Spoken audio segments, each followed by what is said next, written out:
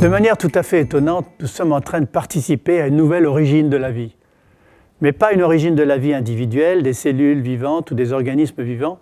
Nous sommes en train de participer en tant que cellules vivantes à une macro-vie, à l'émergence sur la surface de la planète d'une vie gigantesque, d'une sorte d'organisme planétaire dont nous sommes les cellules.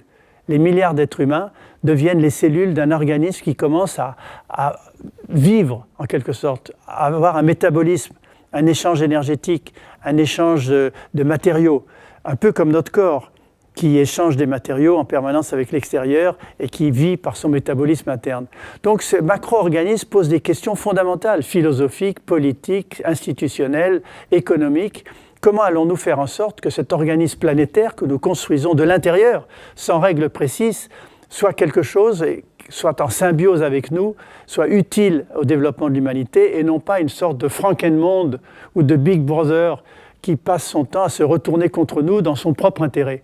Donc c'est un enjeu considérable, à la fois humain, à la fois politique, à la fois stratégique, pour faire en sorte que ce macro-organisme planétaire, qu'on pourrait appeler le MOP, le macro-organisme planétaire, ou le sybionte, de cybernétique et bios de biologie, soit quelque chose qui soit respectable des libertés humaines et qui soit digne de nous, et pas seulement une sorte de parasite qui se nourrit et qui vit de ce que nous sommes, nous les humains.